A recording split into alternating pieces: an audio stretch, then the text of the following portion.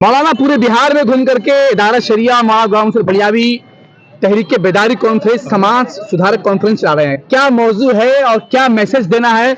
और आपने कुछ बातें ऐसी की, हुकूमत ने मुसलमानों को नजरअंदाज किया, क्या नजरअंदाज किया और मैसेज क्या है?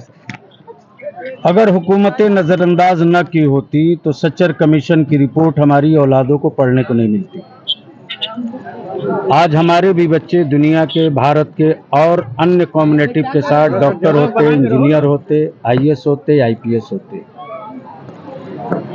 बाप दादा की एक बड़ी ही अहम चीज थी, कपड़ा बिन के जी लेते थे, वो रोजगार भी छीन लिया गया। एक हुनर था, जिस हुनर से हमारे बच्चे जीने का सहारा समझते थे, हैंडलूम, वो भी खत्म हो गया। इदारे शरिया तहरीक बेदारी का असल जो इशू है वो 4-5 है। पहला इशू है कि पूरे मुल्क में इस वक्त मेरे आका नबी अकरम सल्लल्लाहु अलैहि वसल्लम की नामूस इज्जत पे लोग हाथ डाल दे रहे हैं। तो इदारे शरिया का डिमांड है कि एक ऐसा कानून बना दिया जाए कि पैगंबर मोहम्मद सल्लल्लाहु अलैहि वसल्लम के साथ साथ किसी भी धर्म के उस महान भाव व्यक्ति के खिलाफ अगर कोई अभद्र टिप्पणी करता है तो उस पर देशद्रोह का मुकदमा, चाहे वो किसी भी धर्म का, किसी भी धर्म का। दूसरा है कि मॉब लिंचिंग, राह चलते, ट्रेनों में, बसों में, चौक चौराहों पर लावारिस जानवर समझ करके लोग मार देते। एक दो नहीं, हजारों केस हो चुका है। आपके बगल के झारखंड में 64 केस हो चुका है एक साल में।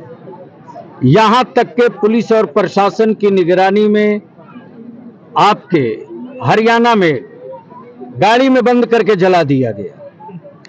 ये भी तारीख है। वर्दी जब कोई पहनता है तो भरोसा होता है भारतीयों को कि ये मेरी सुरक्षा करेगा, लेकिन दुनिया ने देखा कि ट्रेन में टोपी दाढ़ी देखकर खोज कर उसने शूट कर दिया, गोली मार दिया। किसी एक सेकुलर कहलाने वाली पॉलिटिकल पार्टी ने आवाज नहीं उठाई। तब इदारे शरिया का डिमांड है कि 2 कानून बना दो, जिस नामूसे रिसालत पर, और दूसरा जिस तरह दलित भाइयों के बीच विश्वास और भरोसा के लिए दलित एक्ट बना है, उन्हीं धाराओं के साथ मुस्लिम सेफ्टी एक्ट बना दीजिए। तीसरा एजेंडा है निकाह को सस्ता करो, बच्चों को पढ़ाओ।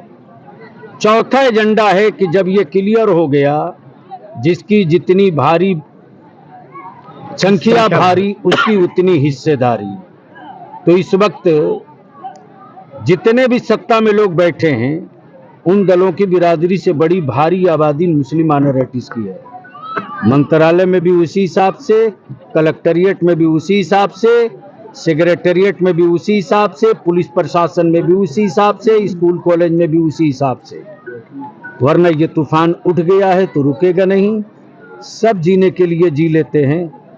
तो हमारी टीम, हमारी कम्युनिटी और इदारे शरिया ने भी तय कर लिया है कि अब खुद को जीने के लिए जिंदा कमाल नहीं, नस्लें न मारी जाए, इसके लिए जीने का अहद करना। बहुत शुक्रिया। हजरत भी अभी तक सियासत में थे, तो क्या इन दौरान में नीतीश कुमार से, मुख्यमंत्री से बात नहीं हुई? ऐसा है, एक स्टेट का एक व्यक्ति का सवाल नहीं है। अच्छा, आपने सुना है ना, अच्छा काम किए तो शुक्रिया अदा कर दिया, जो बच गया है उसका डिमांड कर दिए हैं, करते रहे। आपने मुसलमानों से जहेज नहीं लेने की अपील की है? जहेज न लेने की ही अपील नहीं, बल्कि अगर किसी बारात में डीजे बाजा पटाखा जाएगा तो उस बारात का भी बाइकाट होगा, लोग बाराती भी नहीं जाएंगे। और उसी के साथ उस दूल्हे मियाँ के निकाह के पढ़ाने के काजी का भी इंतजाम होगा कि कोई मेरा इमाम निकाह ना पढ़ा। इदारे शरिया के काफिले के उलमा का आना शुरू हो गया है। इंशाअल्लाह ताला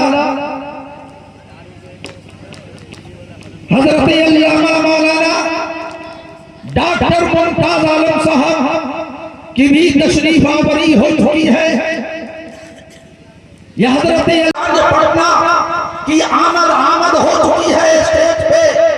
लिहाजा मैं अपनी आवाम से ये गुजारिश कर रहा हूं कि आप लोग बगैर किसी चुमौचरा के आप तशरीफ के अपने कदम को आगे बढ़ाया है। मोहतरम सामईन किराम, है